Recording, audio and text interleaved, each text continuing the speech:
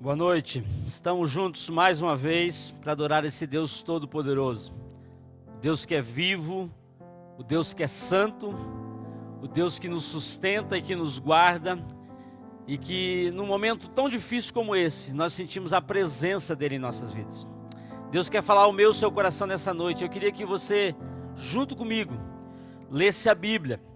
Nós estamos numa série de mensagens, já foi dita no culto da manhã, a série chamada Recomeçar aos Pés de Jesus, baseado no Sermão do Monte. Vamos ler todo o capítulo 5 de Mateus, capítulo 6, falando acerca da realidade de Jesus ensinando os seus discípulos. E eu quero propor nessa noite para você, está comigo, está aqui junto conosco adorando ao Senhor, você que Deus trouxe para adoração o nome dEle, você que foi convocado pelo Senhor a ouvir a palavra santa, poderosa do Senhor para o seu coração, ler o texto de Mateus capítulo 5, versículos 13 até o 16.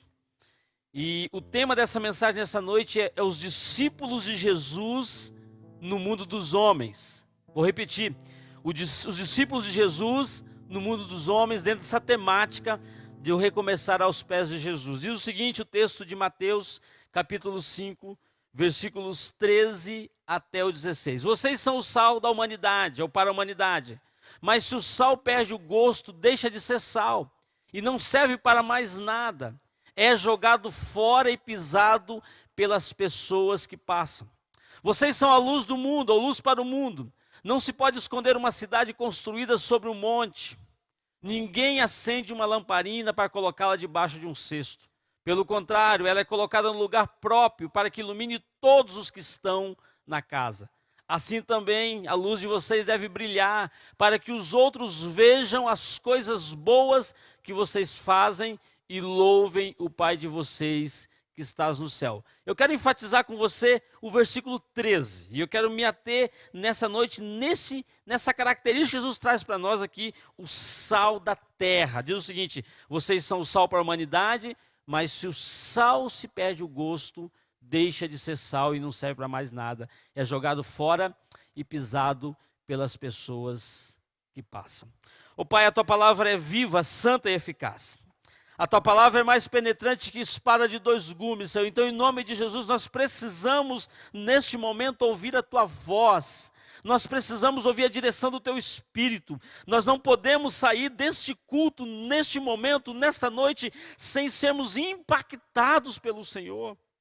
E essa palavra que é viva, santa e eficaz, eu peço ao Senhor que ela cale fundo ao nosso coração, que ela fale com a nossa alma, que ela fale conosco de uma forma tão contundente, tão evidente, que não tenhamos outra iniciativa, outra postura, a não sermos nos rendermos ao Senhor. Então, Pai, em nome de Jesus eu te peço, fale conosco, Senhor, em nome de Jesus que eu oro e agradeço, nesse nome que é santo, poderoso, vivo, esse nome que está acima de todos os nomes, o nome de Jesus. Amém. O texto, como diz, foi dito pela manhã aqui, nós estamos numa série de mensagens no Sermão do Monte, e é muito interessante entender os detalhes que permeiam esse ensinamento de Jesus lá aos pés da montanha, trazendo os discípulos e a multidão para estarem junto com ele. Quando ouvimos os comentários desse texto aqui dos versículos 13 ao 16, embora eu foque nessa noite no versículo 13, ele está nos trazendo o resumo da postura dos crentes para o mundo. Jesus está dizendo o seguinte, eu quero que vocês aprendam, eu quero que vocês venham aqui aprender de mim, e eu quero que vocês agora pratiquem isso. A palavra de ordem aqui é a palavra influência. Jesus está querendo que eles fossem influenciadores. Há um autor chamado Tasker que diz o seguinte, os discípulos são chamados a ser um purificador moral em um mundo onde os padrões morais são baixos, instáveis ou mesmo inexistentes. Lloyd Jones vai dizer algo interessante sobre esse texto, diz o seguinte, a glória do evangelho é que quando a igreja, preste atenção nessa expressão, a glória do evangelho é que quando a igreja é absolutamente diferente do mundo, ela é invariavelmente atrai o mundo, ou seja, a igreja é chamada para ser diferente, Jesus está mostrando aqui, nessa relação discipular com os seus discípulos, dizendo o seguinte, ó, vocês precisam compreender que esse ensino que eu estou dando para vocês, essa orientação, essas instruções, elas precisam ser visíveis em atos e palavras. É como se ele chamasse esse pessoal para um momento ali de uma relação discipular muito íntima, ensinando eles como deveria ser a postura desses homens que certamente influenciaria o mundo. É bem verdade que Jesus também está falando da multidão. A multidão estava vendo ali, mas o foco de Jesus é ensinar os seus discípulos. Aqui é uma relação de aprendizado das verdades fundamentais do Evangelho. Jesus está dizendo o seguinte, ó, venho aqui para a academia, venho para aprender, venho para a escola, venho para o entendimento, venho para a compreensão, para que vocês sejam influenciadores lá fora. Mateus capítulo 5, versículo 2 vai dizer de um enunciado ali que é importante, é uma orientação importante, é uma relação de ensino que faria toda a diferença. A expressão no original do grego aqui é como se fosse algo solene, como se fosse uma elocução grave, contundente, digna de uma pessoa que está abrindo o coração para alguém e ensinando essa pessoa para que elas, ao serem ensinadas, também derramassem o seu coração para os outros. É muito interessante quando a gente estuda esse texto aqui na linguagem original. Porque não é simplesmente um momento de Jesus para e diz o seguinte, ó, eu quero que vocês aprendam algo aqui, eu quero que vocês tenham mais um pouco de conteúdo, eu quero que vocês entendam de forma cognitiva. Não, ele está dizendo o seguinte, ó, o que eu estou dizendo é algo fundamental, é algo que vai além da compreensão. Alguém vai dizer que é como se fosse a leitura do manual do fabricante. Mas com algo tremendo, é o fabricante falando para o produto. É o fabricante mostrando ali as características do produto. O fabricante é Jesus, o produto são os discípulos. E eles estão dizendo o seguinte, ó, vocês precisam ser impactados e impactantes num mundo que está totalmente perdido, depravado. Quando Jesus fala à multidão, ele está falando de algumas normas da justiça de Deus. É como se ele estivesse dando ali alguns parâmetros, algumas diretrizes no âmbito geral, no escopo geral. Mas quando ele fala aos discípulos, ele está falando de algo que é pessoal. Algo que alguém vai dizer que é inexorável, né? Depois você procura no dicionário essa palavra difícil de entender. Tá bom? É algo que é além da compreensão. Ele está dizendo de um padrão que transcende os valores do mundo, que vai contra os valores do mundo, como ouvimos nessa manhã aqui, na postura das bem-aventuranças, na atitude das bem-aventuranças. E esse padrão, mesmo sendo difícil, além dos valores do mundo, era algo possível, que eles, discípulos, poderiam alcançar, e não só alcançar, mas transmitir aos outros por causa da fé que eles tinham. Eu gosto muito de, quando leio um texto da Bíblia, procurar o que está por trás do texto. E eu fico tentando imaginar os discípulos se chegando àquele... não era uma montanha muito grande, talvez ali, alguns vão dizer que talvez fosse um aclive, né, algo um pouco mais alto do que eles estavam. Talvez Jesus chegasse ali numa pedra mais alta, e eu fico imaginando eles chegando perto de Jesus e começando a ouvir aqueles ensinamentos tão profundos, tão verdadeiros, e com uma forma tão contundente. E Jesus está dizendo para eles o seguinte, eu quero que vocês entendam que os valores do reino são sobrenaturais. Eu quero que vocês compreendam que o que eu estou ensinando para vocês aqui é algo que está além da compreensão de vocês. Eu quero que vocês entendam que eu não estou aqui dizendo para vocês, como nos dizem alguns comentaristas, que eu estou indo contra o reino, eu estou indo contra o império. Eu estou dizendo para vocês de algo que está acima do império. Eu não estou dizendo de uma crise política, eu não estou levando vocês para um conflito político. Estou dizendo para vocês que algo que é extremamente espiritual, extraordinário e miraculoso. Jesus está dizendo para eles o seguinte, vocês são os meus discípulos, eu quero que vocês compreendam isso.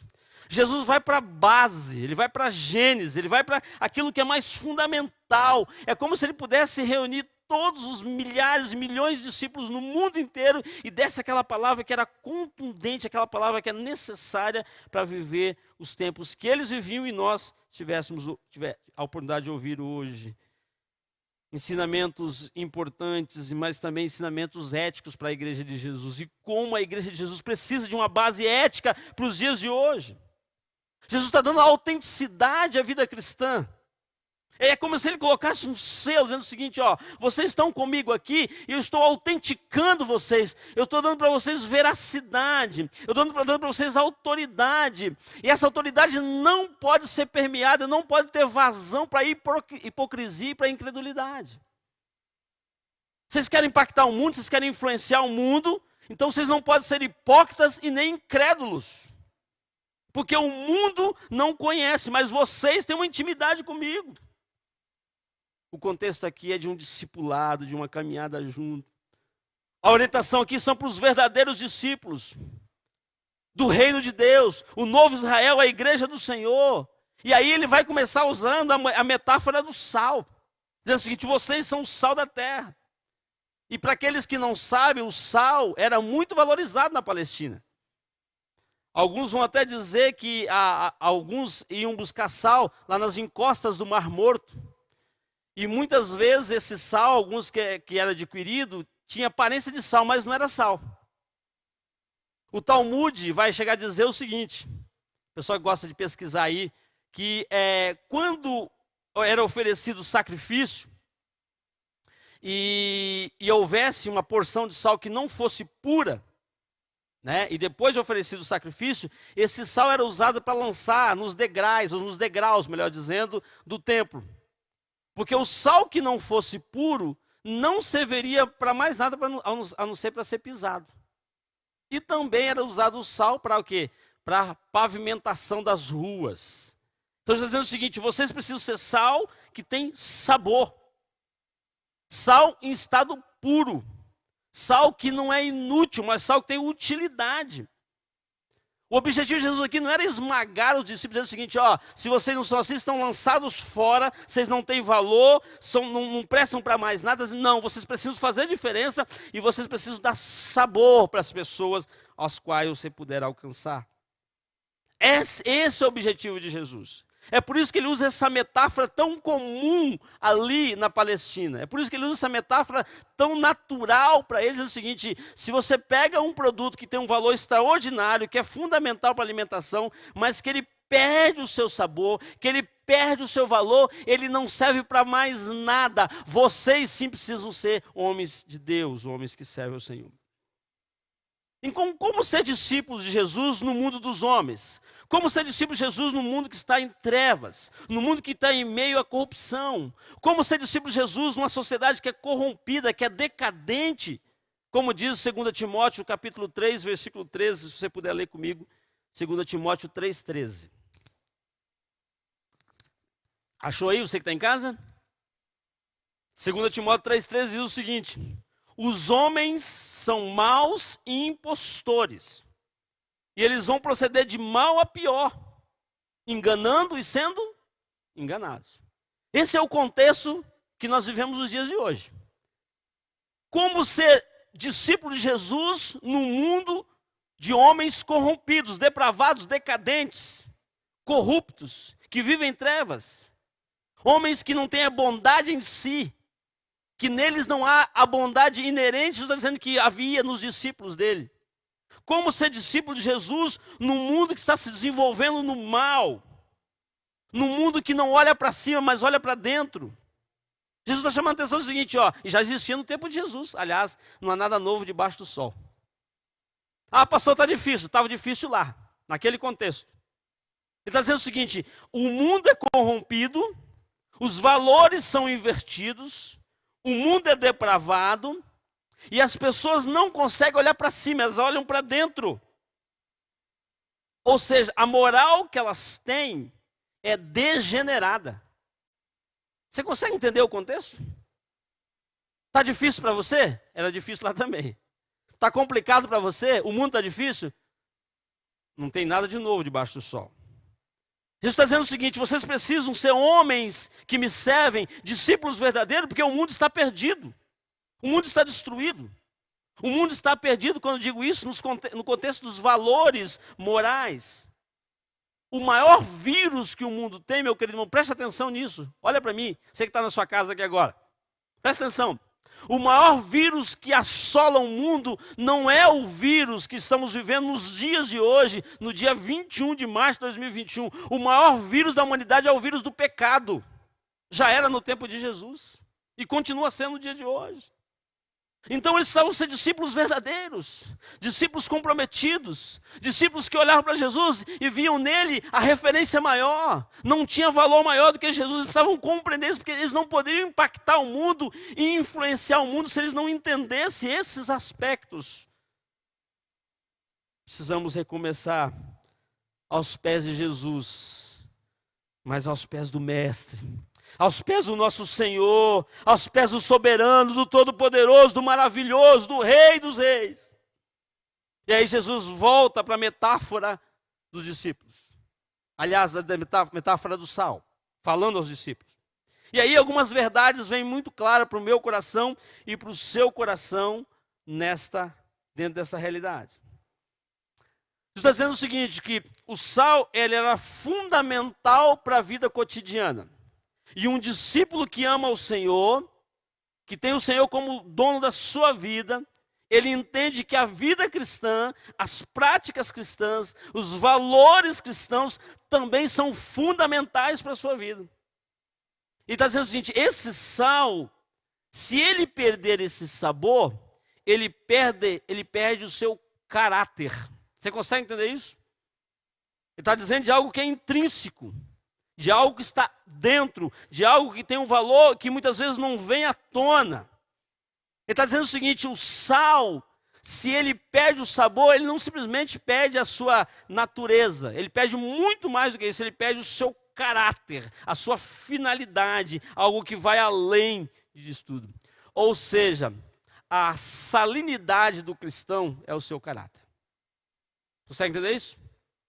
Se você esquecer tudo que eu falei nessa noite, grava essa expressão. A salinidade do cristão é o seu caráter. Você vai lembrar de tudo. É isso que Jesus está chamando a atenção. Ele está dizendo o seguinte, que não pode ser aproveitado no reino de Deus alguém que tem o seu caráter distorcido. Não deve estar no reino de Deus alguém que não tem um caráter trabalhado e tratado pelo Senhor. Porque se assim ele for, ele é inaproveitável. O pastor está complicando a gente hoje, tanta palavra difícil para entender. Preste atenção numa coisa, meu irmão. Deus trouxe você aqui, eu não tenho dúvida disso. Essa mensagem está chegando no seu coração. Você quer ser um discípulo de Jesus? No mundo dos homens? Seja aproveitável e não inaproveitável. E eu me torno inaproveitável quando eu deixo que substâncias tóxicas, impróprias, impuras, tome conta do meu coração. Ou seja, a minha vida tem que ser uma vida de busca ao Senhor. Jesus está chamando a atenção dos discípulos dizendo o seguinte, que as mudanças externas, por isso que ele fala do sal, que está lá muitas vezes não é visto, mas sabemos que ele está lá. As mudanças externas são consequência de mudanças internas. Ou seja, por isso que a Bíblia fala, filho meu, dá-me o teu coração. Entenda isso. Essa metáfora de Jesus dizendo o seguinte, que tem que começar de dentro. É um entendimento que eles tinham que compreender, até porque, se olharmos para trás nas bem-aventuranças que já foi pregada no culto dessa manhã, nós vamos perceber que se eu não tenho um coração no Senhor, se a minha vida não é dele, se o meu caráter não é transformado, se eu não busco a servir o Senhor, eu não vou praticar nenhuma das bem-aventuranças. E se praticá-las vai ser para o meu prazer, ou para querer ter algum tipo de evidência. Outra verdade muito clara que vemos nesse texto aqui, é que os discípulos deveriam ser o quê? Preservadores da ordem moral. Por isso que ele usa a metáfora do sal. É bem verdade que não era eles que iam mudar a moral do império, por exemplo. Não era eles que iam mudar a moral das pessoas que não temiam a Deus, mas eles deveriam ser os instrumentos de Deus para que a moral fosse transformada. A ação é de Deus, o poder é de Deus, a ação miraculosa vem do Espírito Santo do Senhor, mas o canal que Deus usaria aqui, falando aos discípulos, seriam eles. Preservadores da ordem moral, da ordem que o mundo precisa. E eles precisavam entender isso. E a semelhança do que eles viviam ali nos tempos de Jesus e que vivemos hoje, mais 2000 anos depois, é que quando olhamos para o mundo corrompido, quando olhamos para os valores distorcidos, parece-nos que tudo que fazemos não impacta, não muda. E muitas vezes temos a triste tendência de nos arrefecermos, de retrocedermos e dar passos para trás. Está dizendo o seguinte, eu fico imaginando o seguinte, é como se eles fossem para pós-graduação com Jesus, né? Dizendo o seguinte, ó, você quer ser habilitado para o mercado de trabalho? Você quer ir exercer sua profissão? Vem aqui, eu quero passar com você um tempo aqui de pós-graduação. Agora, entenda isso. E aí temos uma outra verdade muito clara aqui. Eles precisavam tomar posse daquilo. Para que aí, se tomando posse daquilo, eles seriam influenciadores. Eles impactariam o mundo, eles seriam elementos de transformação, eles seriam pessoas usadas por Deus para mostrar à sociedade corrompida que haveria jeito sim na pessoa de Jesus. Porque se eles não tomassem posse daquilo, talvez toda a graduação deles seria perdida. Por isso que precisava da pós-graduação. Ou seja, é o momento para fechar, dizendo o seguinte, ó, vocês vão sair daqui e vão impactar o mundo, vocês vão transformar pessoas, vocês mudarão a realidade. E quando nós olhamos para o texto de Atos, por exemplo, diz que aqueles 12 homens depois se tornam 70, 120, 3 mil, 5 mil e uma multidão incontáveis, ou incontável. Esses homens entenderam isso, eles compreenderam isso, eles tomaram posse disso, eles absorveram o ensinamento, eles entenderam aquele ensinamento, eles colocaram em prática, e eles entenderam que sim, aquele sal que seria a própria vida deles, o caráter deles, a postura, a atitude deles, seria um instrumento poderoso nas mãos do Senhor para dar sabor para um mundo perdido, para um mundo depravado. Outra verdade que eu percebo nesse texto aqui, de Jesus com seus discípulos, era o entendimento de que eles poderiam ser canais da bênção do Senhor, da ação do Senhor, para temperar não só com a influência por si, mas com a sabedoria divina as pessoas às quais eles alcançassem. E aí então, talvez a cereja do bolo, porque às vezes eu até absorvo o ensinamento, eu às vezes até entendo o que eu ouço numa mensagem, num culto, numa música, num momento de celebração, e às vezes até eu tomo aquilo para mim. Só que muitas vezes eu não uso a sabedoria divina. Muitas vezes você, minha irmã, vou falar para você, só para você. Deixa os maridos lá, daqui a pouco chega a vez deles. Muitas vezes você ouve uma mensagem aqui na igreja de Jesus, através do culto online ou do presencial, e Deus fala do teu coração, você sai daqui, Senhor, que coisa linda, que maravilhosa, você falou comigo. Você sai quase que flutuando, numa alegria só. Quando chega em casa, parece que você perde toda a unção. E muitas vezes você usa de um expediente para com o seu marido e com os seus filhos, que não agrega, mas desagrega. Ah, pastor, está dizendo que a culpa é minha. Não estou dizendo isso para você, não. Estou dizendo para você que tem que usar a sabedoria divina. Mas também tem para você, maridão. Né? Você que é o macho alfa. Né? Gostou agora, né, pastorzão? Não estou te elogiando não, tá? A chapa vai esquentar para o teu lado também. O camarada vem na igreja, ele ouve uma mensagem, ele ouve um texto bíblico, ele assiste a algo, ele participa de um momento de oração. Ele é cheio de Deus, ele absorve o ensinamento do Senhor. Mas chega em casa, ele é duro, ele é rígido. Parece uma lixa de zinco. Conhece lixa de zinco? Ninguém aguenta. Ninguém aguenta. Eu sei que talvez todos vocês, ou muitos de vocês, assistiram aquele filme A Cabana, né? Eu não quero entrar no mérito, porque lá umas discussões lá que eu deixo para depois. Isso é para uma outra temática. Tá bom? Ah, pastor, está fazendo apologia à cabana. Não, não é isso que estou dizendo. Estou usando uma expressão que acontece no início do filme. Você percebe o início do filme? Que a família está lá na igreja, não vou citar qual é a igreja, por uma questão ética, mas não é batista. Deixa para lá. Vai assistir o filme que você vai saber o que é. E a crise ali é que eles iam para a igreja, mas com exceção da esposa, que parece que é a mais temente ali, eles não praticavam o que eles viam na igreja. Não é assim?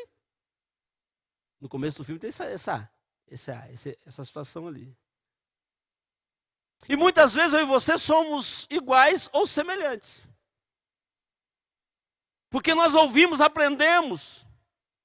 Mas quando temos que usar da nossa postura cristã, da nossa atitude cristã, não usamos a sabedoria, usamos a eloquência humana, usamos a questão cognitiva simplesmente, achamos que temos todas as respostas. Escolhemos o trilho que queremos. E muitas vezes eu e você sofremos. Porque como homem que somos, estou falando só para os homens agora, a mulher pode fechar o ouvido. Se quiser. Não cutuca o marido aí em casa não, por favor. Certo? Nós não temos a sabedoria. Agora, preste atenção numa coisa, maridão ou bonitão. Preste atenção numa coisa. Nós temos a responsabilidade espiritual de conduzir nossas famílias aos pés do Senhor. Ponto. Nós temos a responsabilidade, sim, de sermos os líderes espirituais da nossa casa, sim. Quer queiramos ou não. Quer façamos ou não. Quer cumpramos ou não. Esse é o desafio que nós temos. Então eu tomo posse, porque eu sou sal, vou dar sabor, eu vou dar gosto. Mas não é do meu jeito. Porque eu posso, como disse aqui no começo, ter a aparência de sal, mas não ter a sua finalidade, eu não cumprir o seu papel. E o negócio está lá no nosso caráter. Eu e você, nós, homens e mulheres, precisamos ter o nosso caráter tratado por Deus. Porque o recomeço passa por essa autoavaliação. Eles não se assentaram aos pés de Jesus, ali no Sermão do Monte, porque tinha que cumprir um protocolo, porque é a hora de aprender. É como se eu tivesse lá um cronograma diário seguinte, às 6h15, vocês acordem, beleza? Toma lá um café típico da Palestina. Depois você descobre quais os ingredientes dela. Aí depois você tem um momento devocional em particular. Ok? E depois vocês vão lá para a sala de aula para mim, que a sala de aula é ao ar livre. Não é isso. É muito mais do que isso. É muito mais do que isso. É por isso que ele usa essa analogia dizendo o seguinte: vocês podem talvez não serem vistos pelos homens. Talvez você não tenha contundência nenhuma. Talvez você não tenha eloquência nenhuma. Mas o seu valor está ali intrínseco em você. E você foi chamado por Deus para usar da sabedoria divina dele, para a glória dele, na dependência dele, para a honra ao nome dele, para usar dessa sabedoria para impactar pessoas profundamente e agregar pessoas, não ser um fator desagregador. Como tem crente desagregando, como tem crente desnecessário, né? É, meu irmão. Sabe aquelas coisas que você posta lá? Desnecessário, hein? Como diz a galera do YouTube, tá chatão, hein? Dá uma aliviada aí, meu irmão. E pasmem vocês. E tem aqueles que não estão nem aí. Deixa a vida me levar, a vida leva eu, né? Sabe quando às vezes nós precisamos dar uma moldada no caráter? É quando aquelas coisas que vão contra a palavra de Deus não nos incomodam mais. É quando eu e você achamos que é normal postar coisas no Facebook que você sabe que nós postamos. Estou me colocando para não deixar você sozinho nessa parada. E achamos que é comum. Desnecessário. Seja útil. Seja um instrumento de Deus. Usa a sua vida, usa as suas palavras, usa a sua rede social, usa a sua boca, meu irmão, para a glória de Deus. Seja sal nesse mundo tão perdido. Seja sal na família que está corrompida, perdida. Seja sal, meu querido irmão, numa família que está amedrontada. Seja sal numa família que precisa de uma palavra de bênção.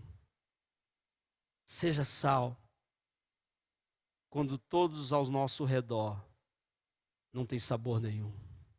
Seja sal de Deus, na dependência de Deus e na glória para a glória de Deus. Eu sou sal quando eu transmito os valores de Cristo ao mundo. Eu sou sal quando eu compreendo. E aí uma outra verdade muito clara aqui. Quando eu não me deixo, quando eu compreendo e não me deixo influenciar pelo mundanismo.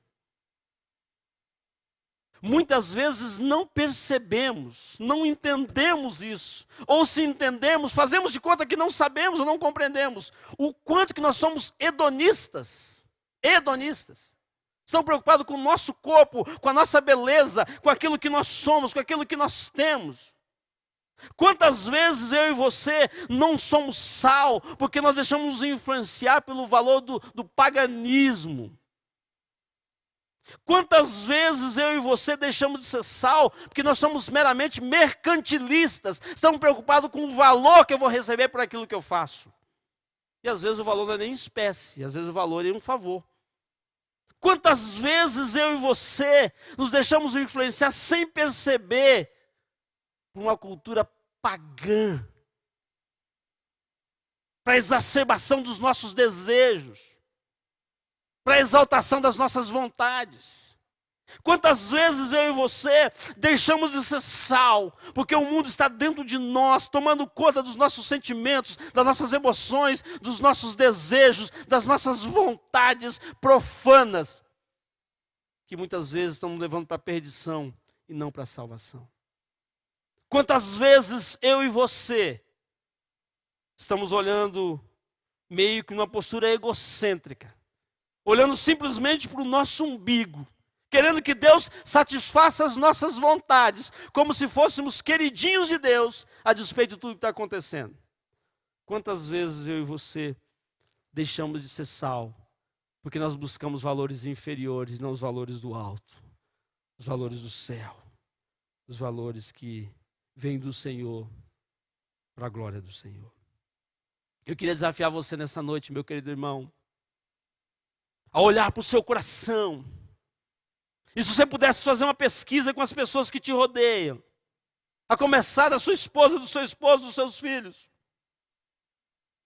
Se ela tem prazer, se ele tem prazer de estar ao teu lado. Se está com você, traz um cheiro suave, um gosto maravilhoso. Se está com você, traz prazer. Ou se ela ou ele pudesse escolher, estaria longe de você. Eu queria que se você tivesse a oportunidade de fazer uma pesquisa, perguntar para as pessoas da sua família como que eles olham para você. E eu não estou falando aqui de perfeição, meu irmão, porque nenhum deles ali eram perfeitos, a não ser o fabricante, que era Jesus. Estou dizendo para você ser perfeito, não, porque eu e você sabemos das nossas falhas, sabemos das nossas dificuldades, sabemos das coisas que desagradam a Deus, mas nós estamos sendo ensinados pelo Senhor. E eu preciso recomeçar, eu preciso colocar na mesa tudo aquilo que vai contra a vontade do Senhor, tudo aquilo que traz desvalor para o Evangelho, tudo aquilo que traz inverdades, mesmo que não queiramos ser mentirosos, tudo aquilo que vai contra os princípios de Deus, e dizer: Deus, trabalha no meu coração, muda isso, tira essas coisas, separa isso aqui não presta, Senhor, e transforma em mim um homem novo, uma mulher nova na tua presença. Esse é o exercício que temos que fazer. Aí eu serei sal. Aí eu darei gosto. As pessoas terão prazer de estar do meu lado. E eu não estou dizendo que você tem que ser uma pessoa politicamente correta, não, porque é outro problema que estamos vivendo hoje, o tal do politicamente correto. Falar algo para agradar as pessoas, porque senão eu vou ser tido como uns críticos. Não. Você tem que se posicionar, como foi dito hoje de manhã aqui. Mas se posicione com amor. Se posicione não para ganhar um discurso. Se posicione não para ganhar um embate ou um diálogo. Se posicione para mostrar as verdades que estão no seu coração. E que em apresentando-as às pessoas, eles possam impactar essas pessoas. Esse é o valor, esse é o desafio que você temos. Meu querido, em nome de Jesus, se o sal não exercer a sua função verdadeira, exercerá uma função negativa, ele retardará o processo de levar pessoas a glorificar Deus, metaforicamente falando, evidentemente. O poder do crente no mundo está em fazer a diferença, em ser diferente. E eu não estou dizendo para você ser um alienígena, não. Como tem crente esquisito. Espero que você não seja um deles. Em nome de Jesus. Diferente não é ser alienado. Diferente não é morar em outro planeta, não. Diferente é fazer a diferença. É ir contra os valores, ir na contramão. Mas ser uma pessoa que dá sabor às pessoas. O desafio para mim e para você é não deixarmos nos contaminarmos pelas impurezas do mundo. E quando assim fizermos, perderemos a capacidade de influenciar. O desafio para mim e para você é para ser sal nessa terra perdida. É termos uma vida digna, uma vida de santidade, de busca ao Senhor, de dependência de Deus, de santificação, para que eu seja um crente útil e não inútil no reino de Deus. Eu e você fomos chamados por Deus, primeiramente por uma relação com Ele, e após a relação com Ele, uma relação com o outro, e uma relação com o mundo. Um discípulo dele impacta o mundo dos homens, um discípulo de Jesus faz a diferença no mundo dos homens. Nós somos chamados a mudar a nossa natureza. E eu queria, para concluir essa nossa reflexão nessa noite, queria desafiar você a pensar em 3 características da nossa natureza. E essa é a nossa conclusão. Primeiro, eu tenho que lutar contra o velho homem. Tá?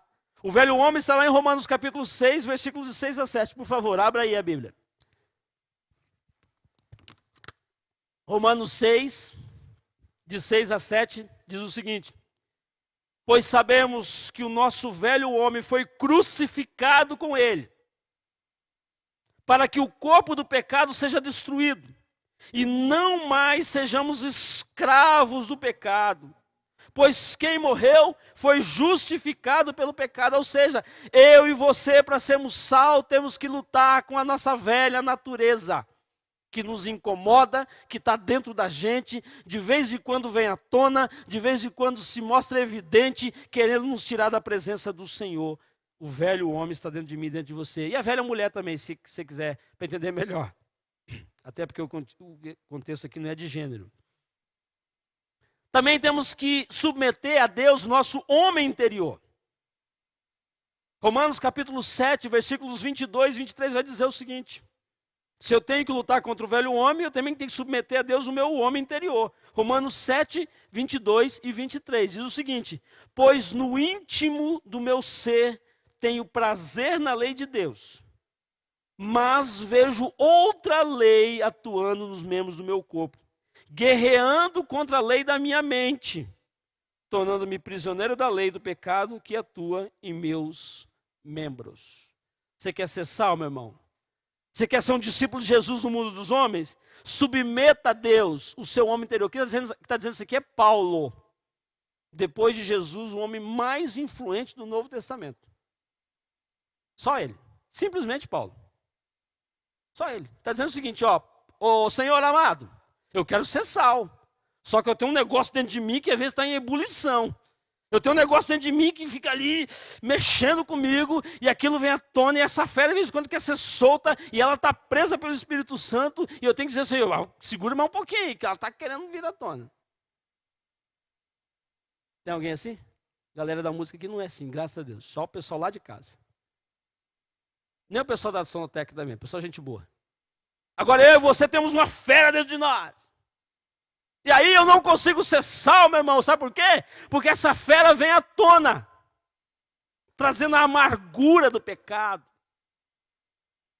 trazendo a falta de doçura dentro de nós, trazendo aquelas coisas impuras que tem no nosso coração, na nossa mente, aquelas coisas que se Deus pudesse fazer um raio-x espiritual, eu e você teríamos vergonha de ver o que está dentro de nós. Eu digo, Deus, o meu velho homem quer vir à tona toda hora. Vou contar uma história aqui, o pessoal diz que gosta das histórias, né?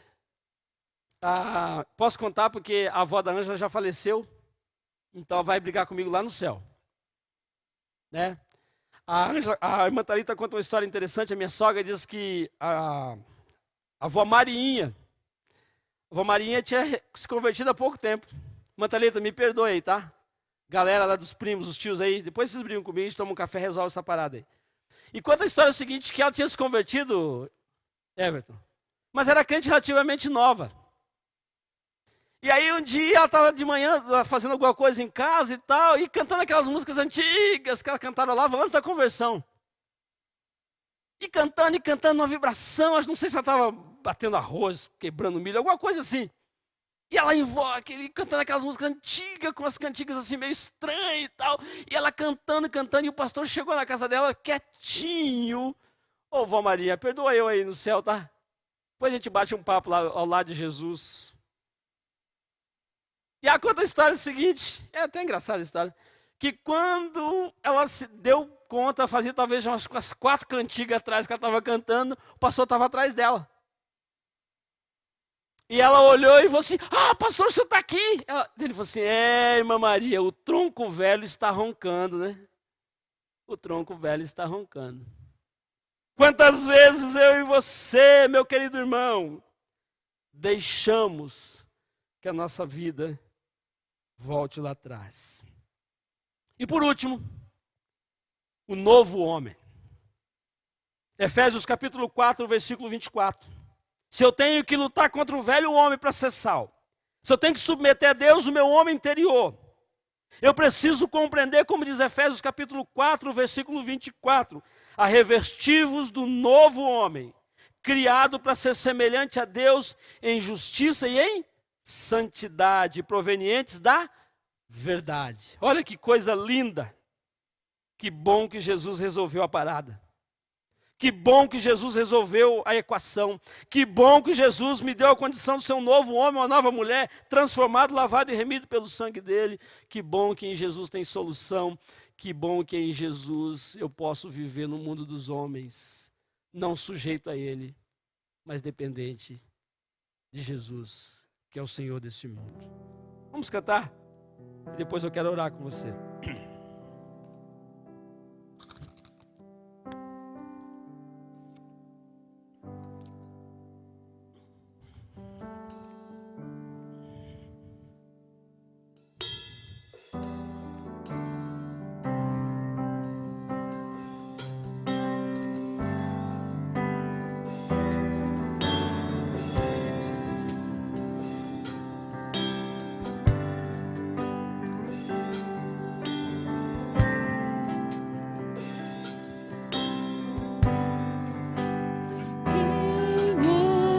Esse que vem nos abraçando. Quem é esse que vem nos constrangendo com o olhar? Ele é tão sábio, ensina em amor. Ele é tão manso, cuida dos corações. Quem é esse que vem nos abraçando? Quem é esse que vem nos constrangendo com o olhar? Ele é tão sábio, ensina em amor. Ele é tão manso, cuida dos corações.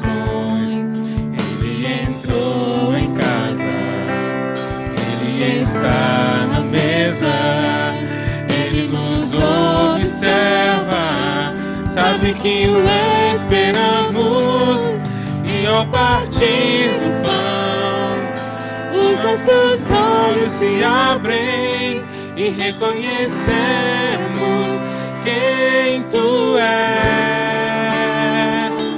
Ao som da Tua voz, os nossos corações queimam de amor, queimam de amor.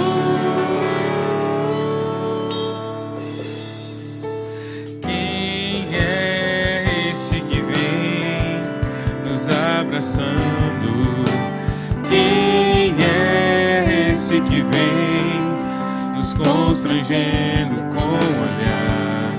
Ele é tão sábio, ensina em amor. Ele é tão manso, cuida dos corações.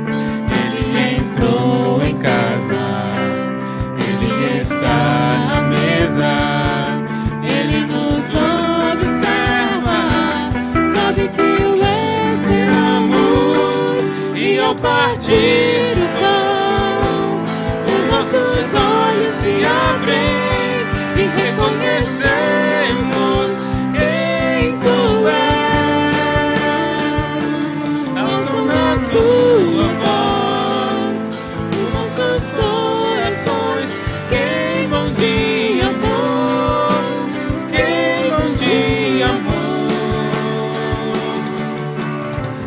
nós arrumamos a casa, perfumamos ela toda, preparamos a mesa, somos lugar de honra, nós arrumamos a casa, perfumamos ela toda, nós preparamos a mesa, somos lugar e reconhecemos quem Tu és, e reconhecemos quem Tu és, e reconhecemos quem Tu és, e reconhecemos quem Tu és.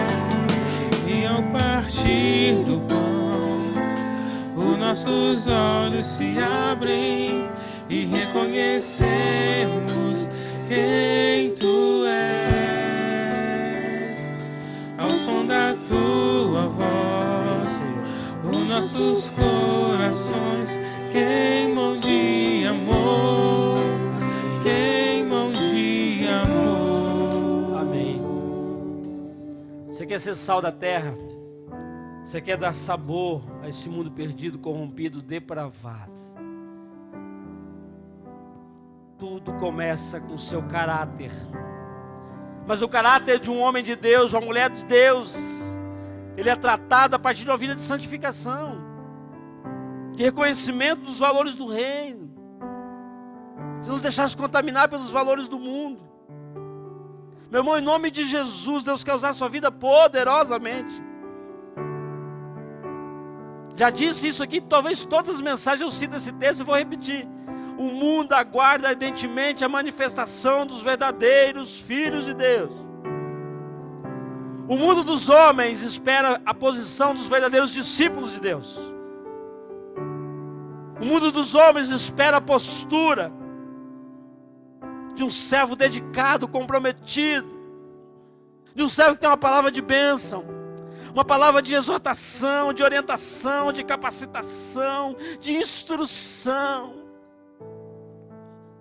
O discípulo de Jesus no mundo dos homens foi chamado para influenciar. Nós fomos chamados para fazer a diferença, meu irmão, em nome de Jesus, entenda isso. Você não é mais um, você não está num grupo de pessoas simplesmente, você não é um número de pessoas, você foi lavado e remido pelo sangue de Jesus, você é um novo homem, o seu homem interior é submetido ao Senhor, a velha natureza foi transformada pelo Senhor. Oh, Pai amado, em nome de Jesus, usa a nossa vida para a glória do Seu nome.